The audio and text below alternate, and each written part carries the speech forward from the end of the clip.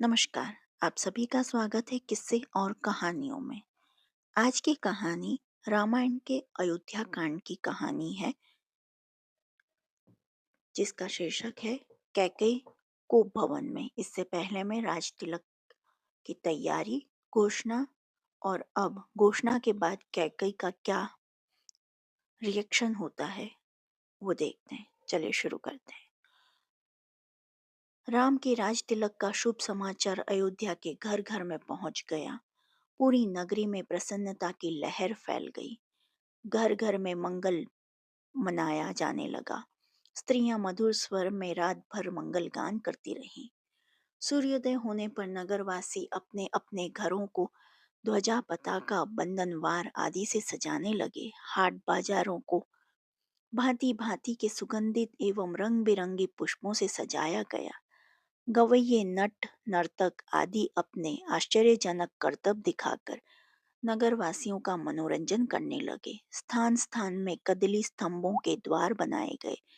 ऐसा प्रतीत होने लगा कि अयोध्या नगरी नववधु के समान श्रृंगार कर राम के रूप में वर के आगमन की प्रतीक्षा कर रही है।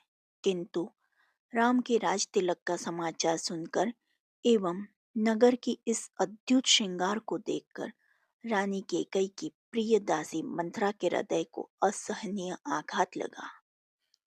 वह सोचने लगी कि यदि कौशल्या का पुत्र राजा बन जाएगा तो कौशल्या को राजमाता का पद प्राप्त हो जाएगा और कौशल्या की स्थिति अन्य रानियों की स्थिति से श्रेष्ठ हो जाएगी।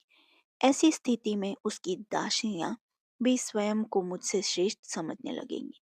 वर्तमान में कैकेयी राजा की सर्वाधिक प्रिय रानी है और इसी कारण से महारानी कैकेयी का ही राजमहल पर शासन चलता है।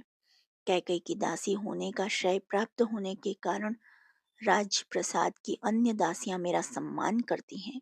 यदि कौशल्या राजमाता बन गई तो मेरा यह स्थान मुझसे छीन जाएगा। मैं यह सब कुछ सहन नहीं कर सकती, अतः इस विषय में अवश्य ही मुझे कुछ करना चाहिए।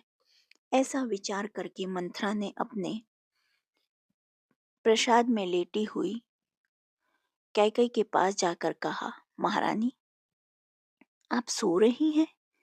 यह समय क्या सोने का है?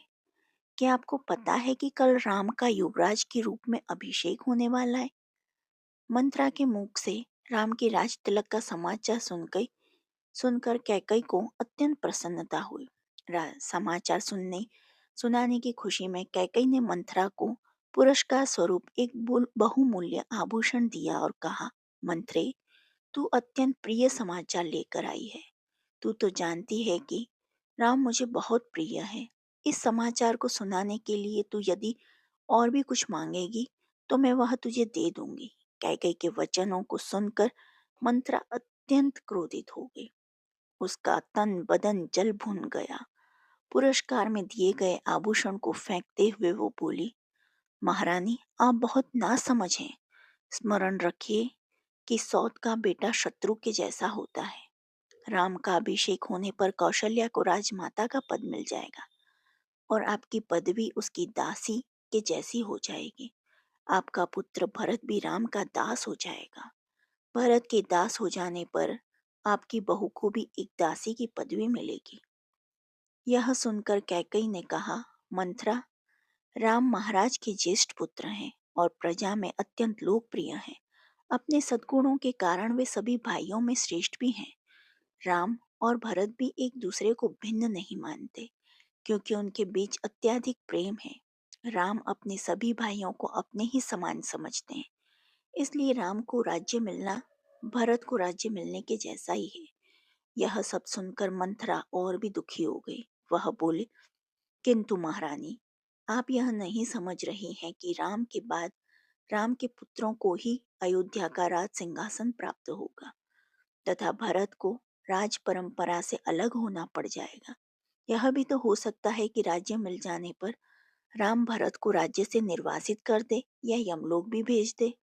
अपने पुत्र के अनिष्ट की आशंका की बात सुनकर कैकेयी का हृदय विचलित हो उठा। उसने मंथरा से पूछा, ऐसी स्थिति में मुझे क्या करना चाहिए?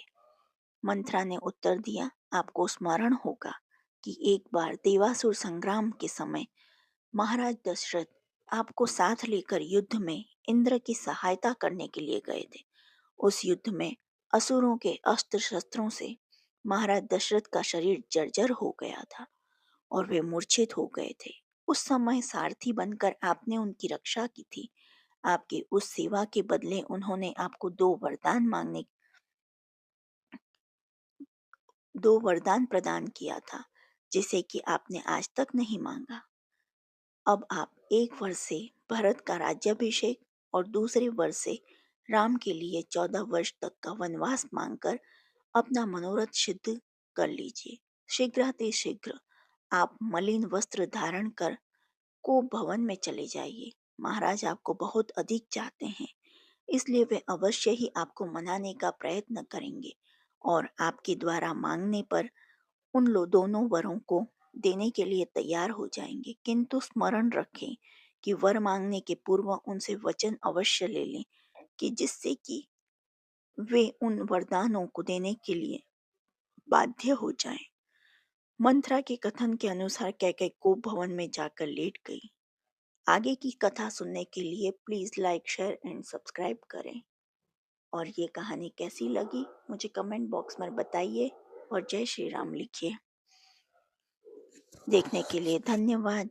जय हिंद, जय भारत। आगे के वीडियो के लिए प्लीज प्रेस बेल आइकन।